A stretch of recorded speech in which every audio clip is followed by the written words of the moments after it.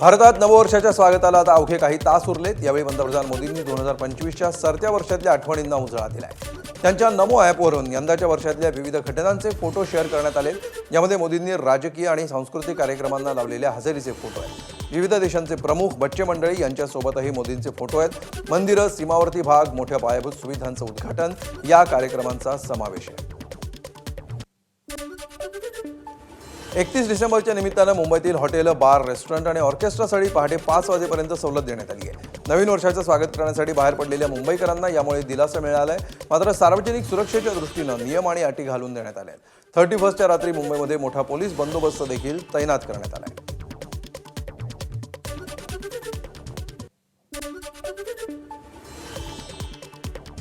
नववर्षाच्या स्वागतासाठी कोकणातल्या रत्नागिरीमध्ये मोठ्या संख्येनं पर्यटक दाखल झाले।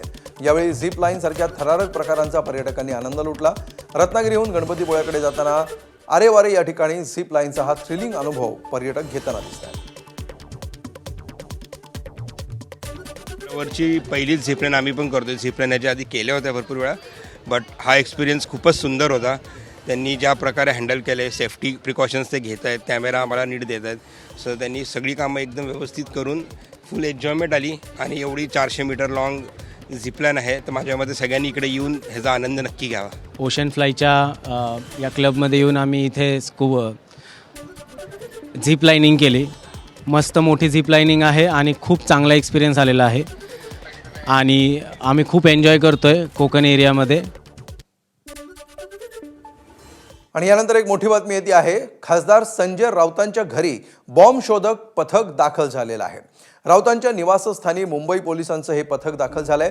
घराबाहेर बॉम्ब से उडा दूंगा अशी स्टिकर असलेली गाडी आढळून आली आणि त्यानंतर या सगळ्या हालचालींना आता सुरुवात झालेली आहे। खासदार संजय राऊत यांच्या निवासस्थानी बॉम्ब शोधक पथक देखील दाखल झालेलं आहे आणि या सगळ्याचं कारण आहे घराबाहेर असणारी एक गाडी। या गाडीवर बॉम्ब से उडा दूंगा असं स्टिकर लावलेलं होतं आणि त्यानंतर मुंबई पोलीस सध्या ॲक्शन मोडवर आले। अधिक माहिती घेऊया आमचे प्रतिनिधी वेदांत नेब यांच्याकडून। वेदांत, काय नेमके अपडेट्स मिळत आहेत राऊतांच्या घरात?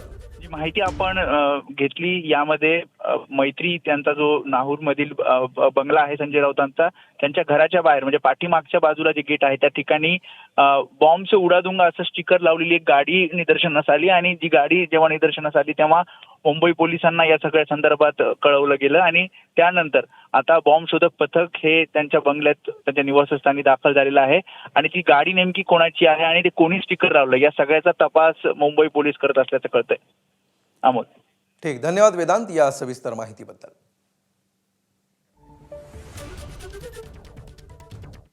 आणि नंतर पुन्हा सुरू ठेवूया महाराष्ट्र लाईव्ह सुपरफास्ट। सरत्या वर्षाला निरोप देताना कोल्हापूरकरांचा जोरदार उत्साह दिसून आला। कोल्हापूरकरांनी आज सकाळी मटण आणि फिश मार्केटमध्ये मोठी गर्दी केली। एकादशी असल्यामुळे काही जणांचा मात्र हिरमोड झाला। 31च्या पार्श्वभूमीवर वर्धा पोलिसांनी मोठी कारवाई केली आहे। स्थानिक गुन्हे शाखेनं हिंगणघाटमध्ये दारूसाठा जप्त केलाय। एकूण 18,19,500 रुपयांचा मुद्देमाल जप्त करण्यात आलाय। देशी विदेशी दारूच्या बाटल्या, स्कॉर्पिओ गाडी आणि इतर साहित्य जप्त करण्यात आलंय। तसंच काही आरोपींना देखील अटक करण्यात आली आहे। सेलू, कारंजा भागामध्ये मात्र अजूनही अवैध दारू विक्री जोरात सुरू असल्याची माहिती आहे। महाबळेश्वरमध्ये थंडीचा जोर दिसून येत आहे। तापमान घसरल्यामुळे वेण्णा लेक परिसरामध्ये गाड्यांच्या टपावर हिमकण गोठले। महाबळेश्वर शहरामध्ये आज सकाळी तापमान फक्त 10 अंशांवर तर वेण्णा लेक आणि लिंगनवाळा परिसरामध्ये 8 अंशांपर्यंत पोहोचलं।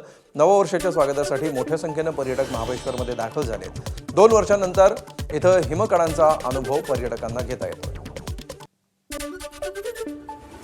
तळ कोकणातील तारकर्ली खाडी पर्यटकांसाठी साहसी अनुभवाचं ठिकाण बनलं आहे। मालवणच्या तारकर्लीमध्ये फ्लाईंग बोर्डच्या साहाय्यानं पाण्यावरील खेळ खेळायला पर्यटक येत आहेत आणि इथला आनंद घेत आहेत। सरत्या वर्षाला निरोप देत नवीन वर्षाचं स्वागत करण्यासाठी कोकणाला पर्यटकांनी प्राधान्य दिलं आहे। समुद्रातील जलक्रीडा आणि आजूबाजूच्या निसर्गाचा आनंद या सगळ्याचा पर्यटक मनसोक्त अनुभव। नववर्ष स्वागतासाठी नवी मुंबई पोलिसांचा कडक बंदोबस्त तैनात करण्यात आलाय। 2,500 पोलीस तैनात करण्यात आले, तर नियमांचं उल्लंघन करणाऱ्यांवर कडक कारवाई केली जाणार असल्याचा इशारा पोलिसांनी दिलाय। नववर्षानिमित्त रात्रभर हॉटेल, रेस्टॉरंट्स आणि क्लब सुरू ठेवायला परवानगी देण्यात आल्यामुळे प्रशासनाकडून खबरदारी घेण्यात येते। थंड हवेचं ठिकाण म्हणून ओळख असणाऱ्या महाबळेश्वरमध्ये नववर्षाच्या स्वागतासाठी पर्यटक मोठ्या संख्येने दाखल झालेत। या ठिकाणच्या वेण्णा लेक परिसरामध्ये नौका विहाराचा आनंद लुटताना पर्यटक दिसत आहेत। तर महाबळेश्वरमध्ये तापमानाचा पारा घसरल्यामुळे वेण्णा लेक परिसरामध्ये गाड्यांच्या छतावर हिमकण गोठले। महाबळेश्वर शहरामध्ये तापमान 10 अंशांवर तर वेण्णा लेक आणि लिंगमळा परिसरामध्ये 8 अंशांपर्यंत घसरले। नववर्षाच्या स्वागतासाठी मोठ्या संख्येने महाबळेश्वरमध्ये पर्यटक दाखल झाले। नववर्षाच्या सुट्ट्यांसाठी रायगडमधील पर्यटन स्थळ फुलून गेलेली आहेत। समुद्र किनाऱ्यासह गडकोट किल्ले पाहण्यासाठी देखील पर्यटकांसोबत शाळांच्या सहली देखील दाखल झाल्या। किल्ले रायगडावर पर्यटकांसह शाळांच्या सहलींची गर्दी झाली आहे। गडकोट किल्ले पाहताना विद्यार्थी ऐतिहासिक वास्तूंचा ठेवा जमतात। नववर्षाच्या पहिल्या दिवशी अगदी पहाटेपासून प्रभादेवीच्या सिद्धिविनायक मंदिरामध्ये गणपती बाप्पाचं दर्शन घेण्यासाठी मोठी गर्दी होते। मात्र आज वर्षाच्या शेवटच्या दिवशी देखील मोठी गर्दी पाहायला मिळाली। नववर्षानिमित्त सिद्धिविनायक गणपती मंदिर न्यासाकडून खास नियोजन करण्यात आलंय। आज रात्री 3 वाजल्यापासून भाविकांना सिद्धिविनायकाचं दर्शन घेता येणार। सरत्या वर्षाला निरोप देण्यासाठी आणि नववर्षाच्या स्वागतासाठी पुणेकर मोठ्या श्रद्धेनं श्रीमंत दगडूशेठ हलवाई गणपती बाप्पाच्या मंदिरामध्ये दाखल झालेत। पहाटेपासून दर्शनासाठी भाविकांच्या रांगा लागलेल्या आहेत। मंदिर परिसरामध्ये भक्तिमय वातावरण आहे आणि बाप्पाच्या दर्शनासाठी भाविकांमध्ये उत्साह दिसतो।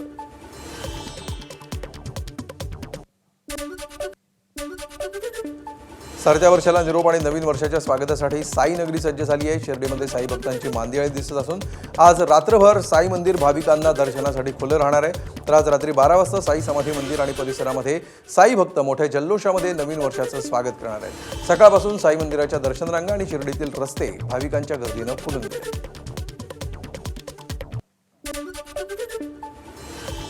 सरत्या वर्षाला निरोप आणि नवीन वर्षाच्या स्वागतासाठी साई नगरी सज्ज झाली आहे। कुठलाही अनुचित प्रकार घडू नये आणि साई भक्तांचं दर्शन सुकर व्हावं यासाठी शिर्डीमध्ये अतिरिक्त पोलीस फौज फाटा तैनात करण्यात आलाय। साई मंदिर परिसरातील नगर मनमाड महामार्ग नो व्हेकल झोन करण्यात आलाय। वाहतूक इतर मार्गांनी वळवण्यात आली आहे। आज साई मंदिर दर्शनासाठी रात्रभर खुलं असणार आहे, त्यामुळे परिसरात होणारी संभाव्य गर्दी लक्षात घेता पोलीस प्रशासनाकडून खबरदारीच्या उपाययोजना राबवण्यात आल्या।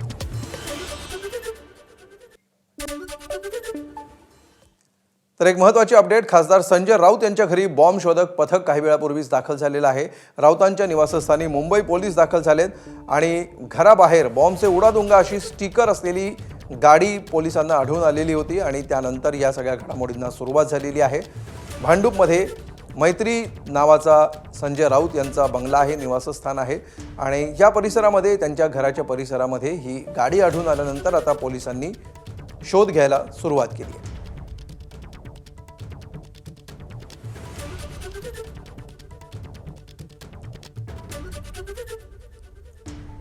तर काय लिहिलं होतं गाडीवर बघा। या ठिकाणी आज रात बॉम्ब से उडादुंगा अशा आशयाचा जो मजकूर या गाडीवर लिहिलेला होता आणि त्यानंतर या सगळ्या हालचालींना सुरुवात झालेली आहे। संजय राऊत यांच्या निवासस्थानाच्या बाहेर ही गाडी उभी आहे आणि या ठिकाणी आज रात 12 बजे ब्लास्ट अशा प्रकारचा मजकूर या गाडीवर लिहिल्याचं आढळलं आणि त्यानंतर हा मजकूर नेमका कोणी लिहिला यामध्ये कितीही गंभीर बाब आहे की काही जणांनी विनाकारण उपद्रव करण्याचा हा प्रकार आहे, या सगळ्या दृष्टीने कुठलीही शंका उरू नये यासाठी पोलीस सध्या ॲक्शन घेत आहेत।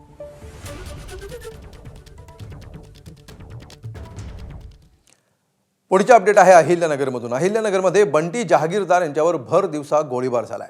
जर्मन बेकरी साखळी स्फोटामध्ये आरोपींना मदत केल्याचा बंटी जहागीरदारवर आरोप आहे। दुचाकीवरून आलेल्या अज्ञातांकडून हा गोळीबार करण्यात आलाय। गोळीबारामध्ये बंटी जहागीरदार जखमी झालाय। आरोपींचा शोध सध्या सुरू आहे।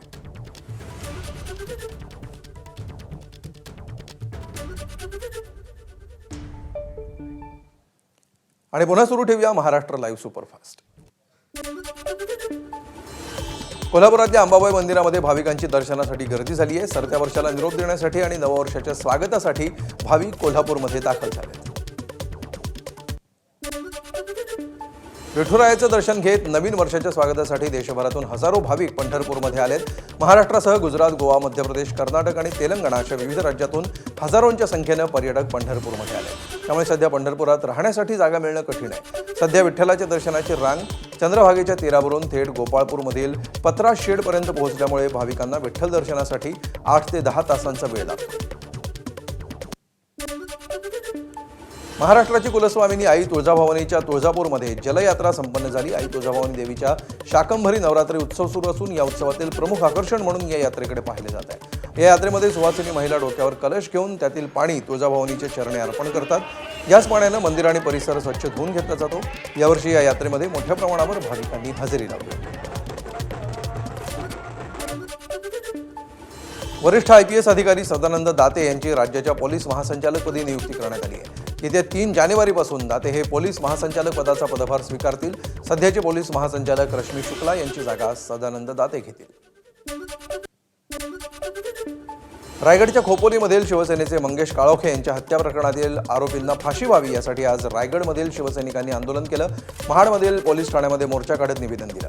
त्यावेळी महाड शहरातील छत्रपती शिवाजी महाराज चौकामध्ये मंगेश काळोखे यांच्या प्रतिमेला पुष्पहार अर्पण करून श्रद्धांजली अर्पण करण्यात आली. यावेळी रायगडचे आका हे सुनील तटकरेच असून त्यांच्यामुळे रायगड जिल्ह्यामध्ये असंतोष निर्माण झाल्याची भावना शिवसैनिकांनी व्यक्त केली. धाराशिवच्या दहिफळ आणि बारातेवाडी गावातील दारूबंदीसाठी महिला संतप्त झाल्या. जिल्हाधिकारी कार्यालयावर महिलांनी धडक मोर्चा काढला. 7 बिअर बारचे परवाने रद्द करण्याची मागणी यावेळी करण्यात आली. नंदुरबारच्या मिरची बाजारामध्ये आवक 50% घटल्यामुळे शेतकरी हवालदिल झाले. अवकाळी पावसामुळे मिरची उत्पादनात मोठी घट झाली. बाजारपेठेतील आवक 50%पेक्षा अधिक घटल्यामुळे उलाढाल ठप्प झाली आहे. गेल्या वर्षी याच काळामध्ये बाजार समितीमध्ये सरासरी 3 लाख क्विंटल मिरचीची आवक झाली होती. मात्र यंदा अद्याप 1 लाख क्विंटलचा टप्पा देखील ओलांडता आलेला नाही. तर आवक कमी असतानाही दरामध्ये सुधारणा झालेली नाही. सध्या मिरचीला प्रति क्विंटल 2500 ते 5000 रुपये इतकाच भाव मिळत असल्यामुळे शेतकऱ्यांचा उत्पादन खर्च निघणंही कठीण झालंय. गोंदियाच्या सालेकसा तालुक्यामध्ये धान पिकाच्या बोनसचा घोटाळा झालाय. जिल्हा पणन कार्यालयाकडून 11 संस्थांकडून 99 लाख रुपये वसूल करण्यात आले. तर आणखी 2 संस्थांकडून 89 लाख रुपये येणं बाकी आहे. या धान पिकाला शासनाकडून प्रोत्साहन राशी म्हणून दरवर्षी बोनस दिला जातो. मात्र खरीप हंगाम 2024-25 मध्ये काही खरेदी केंद्र संस्थांनी या बोनसमध्ये बोगस शेतकरी आणि अकृषक जागेवर सातबारा दाखवून पैशांची उचल केली. या प्रकरणी 3 संस्थांच्या 28 सदस्यांवर गुन्हा दाखल झाला. कोकण रेल्वे मार्गावरील काही लांब पल्ल्याच्या गाड्यांच्या वेळापत्रकामध्ये तात्पुरता बदल करण्यात आलाय.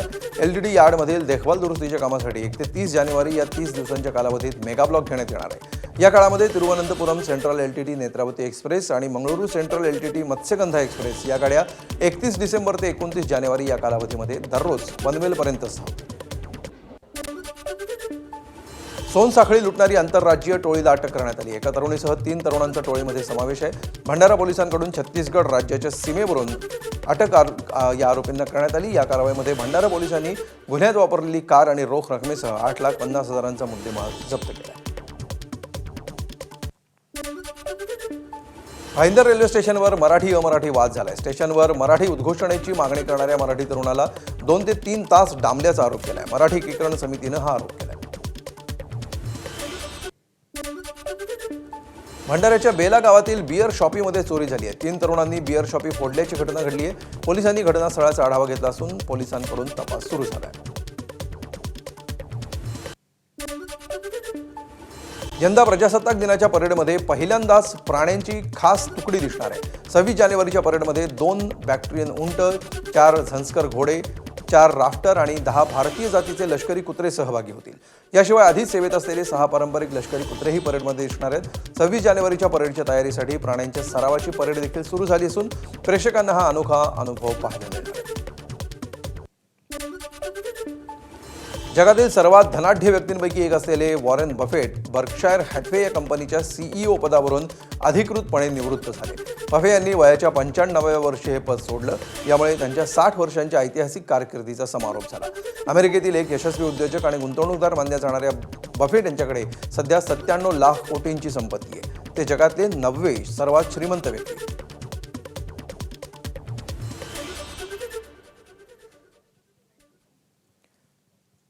आणि आता बघूया काही राजकीय बातम्या. तिकीट नाकारल्यामुळे मुंबईतील ठाकरेंच्या शिवसेनेतील इच्छुक उमेदवार चंद्रशेखर वांगणकर नाराज झाले. त्यामुळे त्यांनी अपक्ष म्हणून उमेदवारी अर्ज दाखल केलाय. कोणत्याही परिस्थितीमध्ये उमेदवारी मागे घेणार नसल्याचं वांगणकर यांनी स्पष्ट केलंय. निवडून आल्यावर पुन्हा ठाकरेंच्या शिवसेनेतच जाणार असल्याचंही त्यांनी जाहीर केलंय. प्रभाग क्रमांक 95 मधून वांगणकर इच्छुक होते. पुण्यामध्ये भाजपनं 42 विद्यमान नगरसेवकांचं तिकीट कापून नव्यांना संधी दिली आहे. काही आमदार आणि नेत्यांच्या मुलांनाही उमेदवारी नाकारली आहे. पुण्यातील हडपसरमध्ये तिकीट कापल्यामुळे मुरलीधर मोहोळ, योगेश टिळेकरांवर भाजप कार्यकर्ता भडकलाय. तिकीट न दिल्यामुळे युवराज कुचेकरांनी मुरलीधर मोहोळ आणि योगेश टिळेकरांवर संताप व्यक्त केलाय. तर आयात उमेदवार पराभूत होणार अशी उद्विग्न प्रतिक्रिया युवराज कुचेकर यांनी दिली. भारतीय जनता पार्टीमध्ये 22 वर्ष झाले मी कार्यकर्ता आहे, एकनिष्ठेने राहतोय. पण माझा पूर्ण अन्याय झालेला आहे की डायरेक्ट आयात काँग्रेसचे उमेदवार आमच्या बोकांड्या आणून ठेवलेले आहेत. अक्षरशः जे झाले ना चुकीचं झालेलं आहे. मी तर काय पेटवून घेणार नाही, पण ही आपाप पेटणार आहे. का की बीजेपीचे जे आहेत आयात उमेदवार ते 100% नाही 110% पडणार आहे. पिंपरी चिंचवडमध्ये भाजप पदाधिकाऱ्यांनी पोलिसांशी हुज्जत घातली. पत्नीचा उमेदवारी अर्ज दाखल करण्यासाठी आत न सोडल्यामुळे वाद झाला. पोलिसांनीच आपला एकेरी उल्लेख करत वाद घातल्याचा आरोप चेतन भुजबळ यांनी.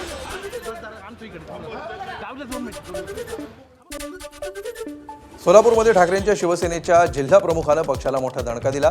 पक्षाला सोडचिठ्ठी देत 4 उमेदवारांचे एबी फॉर्मच भरलेले नाहीत. माजी नगरसेवक आणि जिल्हा प्रमुख गणेश वानकर यांनी माझाकडे कबुली दिली आहे. प्रभाग क्रमांक 6 मधील 4 उमेदवारांचे एबी फॉर्म वानकरांकडे होते, तर भाजपमध्ये जाताच गणेश वानकरांना उमेदवारीही देण्यात आली.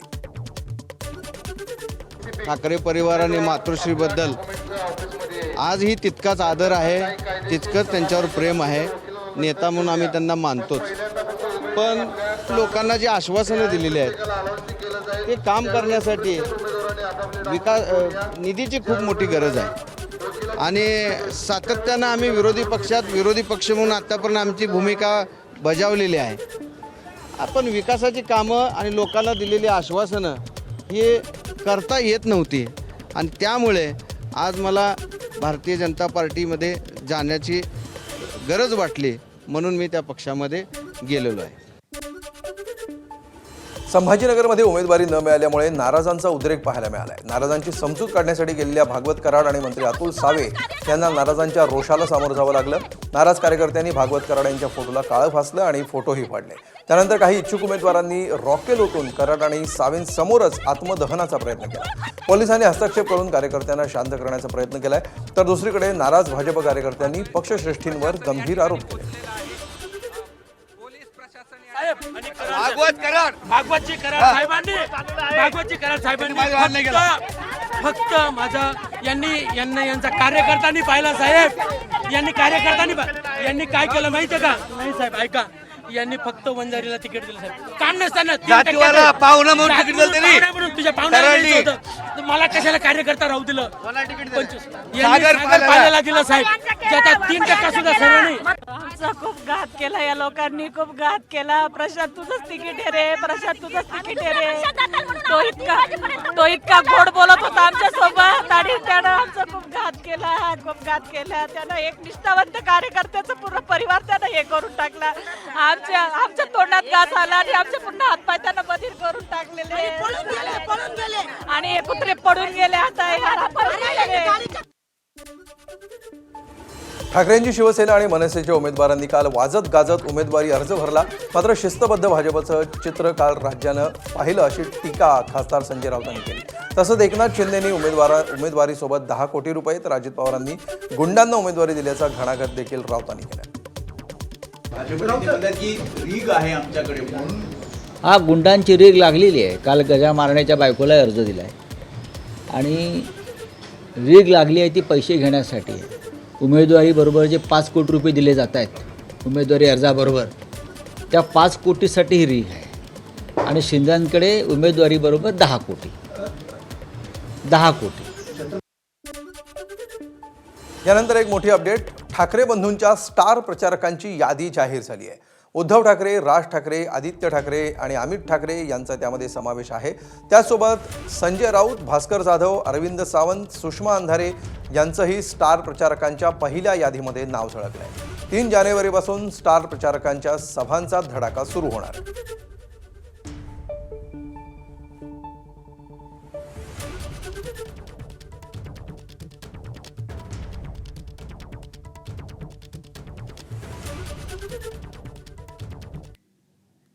आणि यानंतर बुलेटिनमध्ये पुन्हा एक छोटासा ब्रेक. बघत रहा ABP माझा.